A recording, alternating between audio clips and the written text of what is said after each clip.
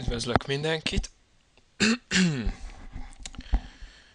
Idén 2013-ban elhatároztam, hogy ilyen rövid kis bemutató videókat fogok készíteni, és a fő témám az mondjuk a... Bocsánat, kicsit berekedtem. Szóval a fő témám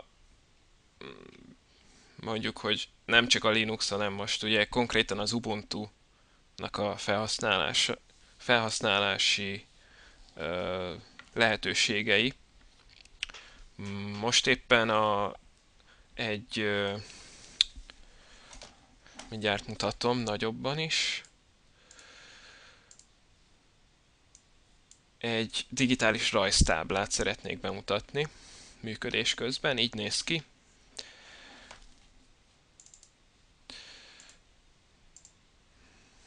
Hogy jobban lássátok. Ez a Wacom cégnek a Bamboo Pen and Touch, vagy valami ilyesmi nevezetű eszköze. Majd a leírásban pontosabban leírom. Na hát akkor nézzük is meg. Most külön featureként beállítok egy ilyen kis ablakocskát, ahol lehet látni, hogy hogyan mozog a kezem is a táblán. Úgyhogy ezt most így kényelmesen pozícióba helyezzük. Ilyen a toll, így néz ki. Nem kell hozzá elem, az az egyik legjobb tulajdonsága. Viszont ennek a hegyének és a tollnak az elvesztése az eléggé drága mulatság lenne. Szóval ez egy speciális eszköz. Jó van. A rendszer, amin most ezt bemutatom, az az Ubuntu 12.04, azaz Precise Pangolin. És ebben már olyan kernel van, amiben alapból benne vannak a megfelelő driverek ahhoz, hogy ezt az eszközt használni lehessen.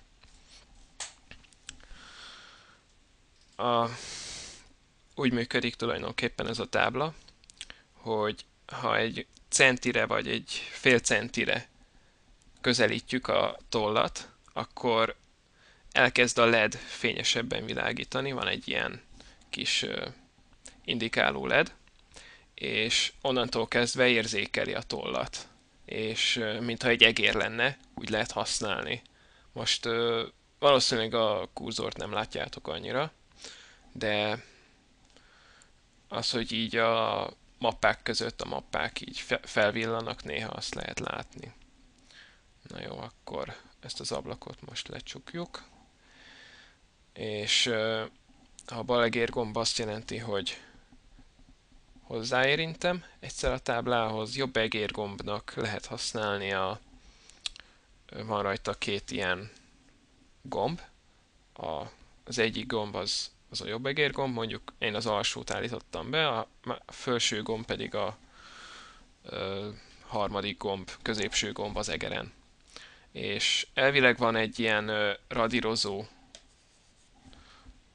valamilyen radírozó eszköz is rajta, amit még nem próbáltam ki, de most nézzük meg a beállításokat.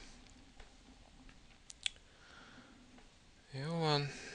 A rendszer beállításokban található egy ilyen Wacom rajztábla, és itt lehet mindenfélét beállítani, hogy mennyi legyen a hegynek a nyomásérzékenysége a radírnak, mit csináljon a felső és alsó gomb, illetve hogy legyen tájolva a gomb. Vannak még egyéb beállítások is.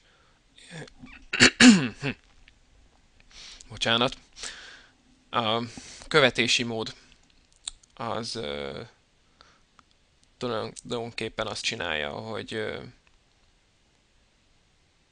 hát lehet abszolút vagy relatív követési módot csinálni. Én az abszolútnál maradok, az tulajdonképpen azt jelenti, hogy a táblának az érzékelési területe, tehát maga a magasság és a szélesség az arányos a képernyőjével. Tehát ahogy így mozgatjuk. Viszont ha relatívra állítom, akkor az egyfajta ilyen gyorsulás, olyan, mint a egérnek a gyorsulását állítanám be. Na jó, akkor most megmutatom az egyik legnépszerűbb rajzprogramot, hogyan működik, azaz a Gimpet, illetve képmanipuláló pontosabban, nem csak rajzprogram. A GIMP beállításaiban lehet beállítani még a táblát is, tehát léteznek hozzá külön beállítások. Itt a beállításokban bemeneti eszközök, kiterjesztett bemeneti eszközök beállításában. És itt ki lehet választani a Bamboo Pen Stylus-t.